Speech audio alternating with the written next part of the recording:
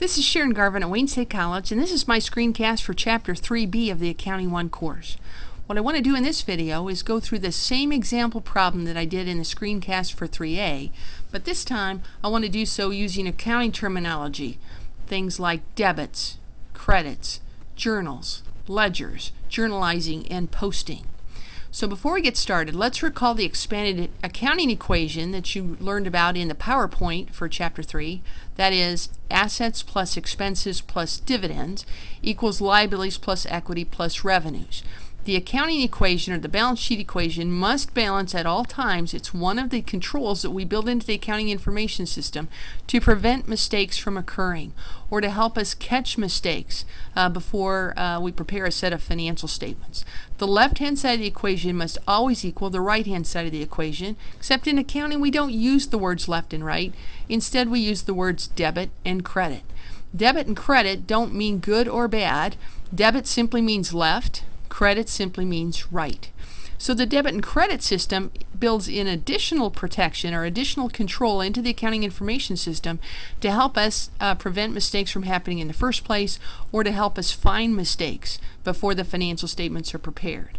As the PowerPoint for Chapter 3 indicated, the difference between the journal and the ledger is the difference between a chronological record of business transactions that affected the firm in question, or a historical record of everything that happened to a particular account or a particular item that we're keeping track of before we prepare a set of financial statements.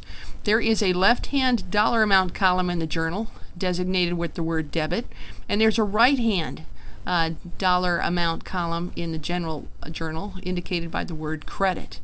Each item in the ledger would be represented by a separate page or a separate file, or in this case a separate little T account. The two sides indicate the left-hand side, which is the debit side, and the right-hand side, which is the credit side. Again, the rules for debits and credits are over here. Anything that's over here on the left-hand side of the equation, assets, expenses, and dividends, are increased on the debit side of the page. Liabilities, equity, and revenues, because they're on the right-hand side of the page, would be increased on the right-hand side of the account, on the credit side. So let's show you how this works. The first transaction we had from the prior example problem was a new company that sold $3,000 worth of stock for cash. What are the two things that are affected? Cash goes up, common stock goes up. Cash is an asset over here on the left-hand side of the equation, so it would be increased with the debit. When we journalize a transaction, we always put the debits first. So cash would be debited for the $3,000 that we received from selling the stock. Cash is an asset over here on this side, increased on the debit side. Common stock is an equity account. Equity accounts are over on the right-hand side of the expanded accounting equation. They're increased with credits. To indicate a credit, we generally indent a little bit, put the name of the account, and put the dollar amount in the right-hand dollar column, and that's my journal entry. Notice the debits and credits equal. Now I need to post or transfer the information from the general journal into the permanent record of the general ledger. I need to record a $3,000 debit to the cash account and a $3,000 credit to the common stock account. Not only do my debits and credits equal in the journal, my debits and credits equal in the general ledger, and also the accounting equation equals, that is, total assets are equal to the total claims to the assets in terms of liabilities and equity. That takes care of our first transaction. The second transaction assumes we bought $2,500 worth of equipment for cash. What are the two things affected under the double entry accounting system? Equipment goes up, cash goes down. Both equipment and cash are assets that are over here on the left-hand side of the accounting equation. Equipment goes up, assets that go up are recorded as debits, so I debit the equipment account for its cost, that is $2,500, and cash, which is an asset, goes down. Since the increases are recorded on the left-hand side of the account, a decrease in an asset like cash would be recorded on the only other side we have, which is the right-hand side. Therefore, cash is credited. In accounting terms, or in the accounting language, a credit to cash tells anyone who understands a little bit about accounting that cash has been decreased. Now I transfer the information from the general journal over to the ledger. I need a debit to the equipment account for $2,500. And I need a credit to the cash account for $2,500. Transferring the information from the journal to the ledger is known as posting. That takes care of the second transaction. The third transaction involved borrowing $1,500 from the bank. The two things affected are an increase in cash and an increase in notes payable. Cash is an asset. The increase is over here on the debit side. Notes payable is a liability account. Over here on the right-hand side, it's increased with a credit.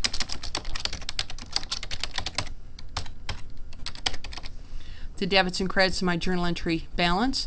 Now I need to post the information. I need a debit to cash for $1,500 and a credit to notes payable for $1,500. That takes care of the next transaction. The fourth transaction involved a purchase of $2,000 worth of inventory, half paid down and the other half charged. What's affected? Inventory goes up, cash goes down, and accounts payable goes up. The inventory going up, since inventory is an asset, that would be debited.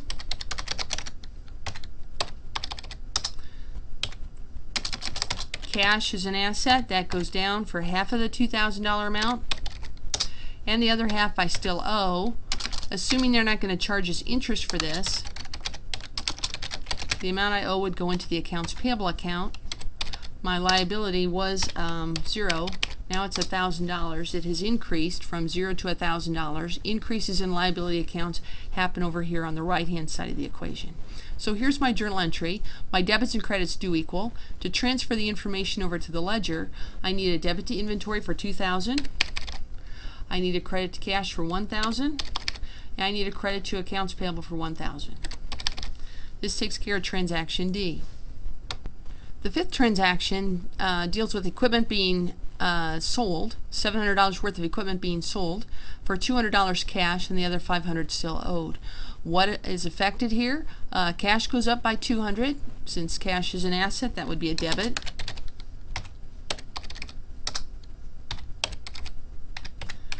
The person purchasing the equipment from me still owes me the other $500. I have a legal claim to receive that from this person. Since I'm not charging interest, I would debit the accounts receivable account.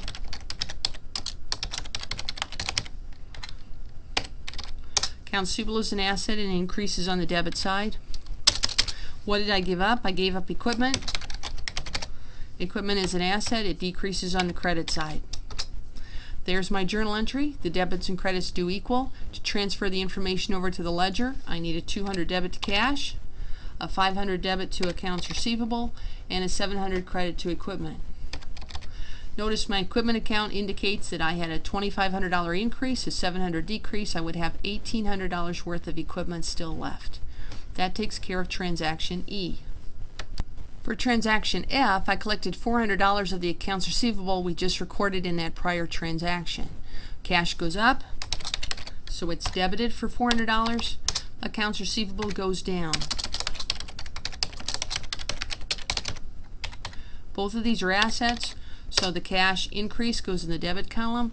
The accounts receivable decrease goes in the credit column. Debits and credits equal in my journal entry, and I transfer the information over to the ledger. I need a debit to cash for $400, and I need a credit to accounts receivable for $400. Notice the balance in the accounts receivable would be the $500 increase in the account mixed with the $400 decrease in the account means there's $100 that this person still owes me for the equipment. That takes care of transaction F.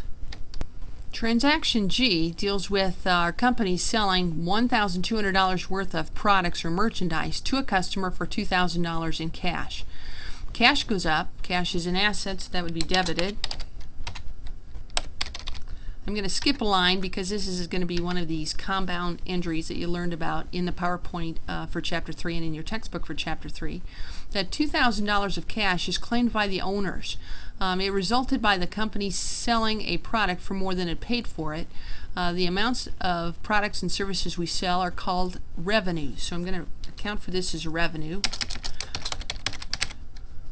Revenue is over here on the right-hand side of the accounting equation. When it goes up, it does so on the right-hand side, so I indented the account and put the dollar amount here in the right-hand dollar amount column. The reason I skipped a line is because we always put the debits before the credits, and I have another debit. That is, I need to record $1,200 worth of inventory being used up.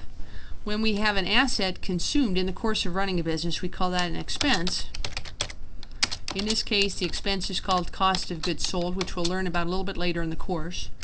we consumed or used up $1,200 worth of assets to make this sale. The inventory account, which is an asset, goes down because legal title has transferred to the customer. We no longer owe the merchandise, the customer owns the merchandise. So we take it out of an inventory account, asset account, and turn it into expense to indicate that that asset has been consumed in the course of running a business. Putting the information in this format tells someone that we generated revenue for the stockholders in terms of the $2,000 sale.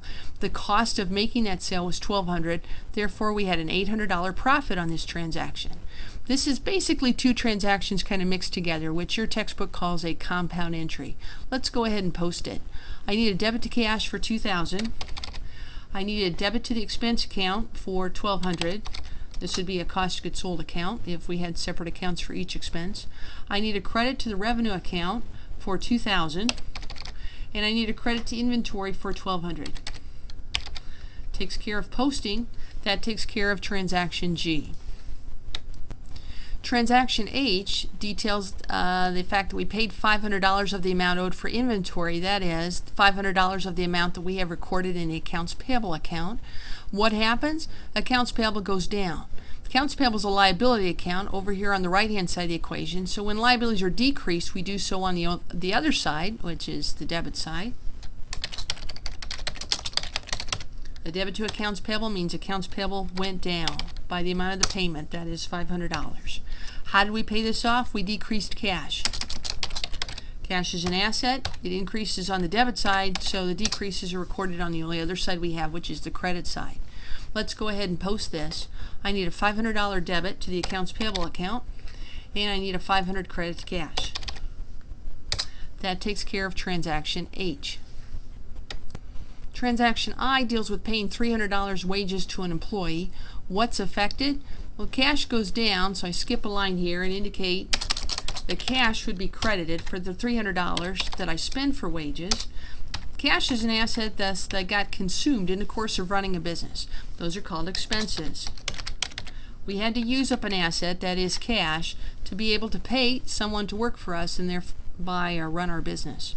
So the $300 worth of assets consumed in the course of running a business would be called salaries expense. I'm going to put that in an expense account. To post this, I need a $300 debit to the expense account, and I need a $300 credit to the cash account. That takes care of transaction I. The last transaction is a distribution of profits to the stockholders. That is, the board of directors declared and paid a dividend of $100. Dividends will be recorded in our special dividends account. The dividends account is over here on the left-hand side of the equation. So it goes from 0 up to the $100 amount of the dividend we are declaring and paying. So I need a $100 debit to that account. And I'm going to pay that in cash. So cash, the asset, goes down. Assets go down with credits. I go ahead and post the transaction, a debit to the dividend account for $100 and a credit to the cash account for $100. This takes care of transaction J. At the end of the period, we take a look at our ledger and we come up with the total, or the running balance to date of each account. If the debits are bigger than the credits, we put the total amount or the balance of the account over on the left-hand side. We still have $2,700 worth of cash.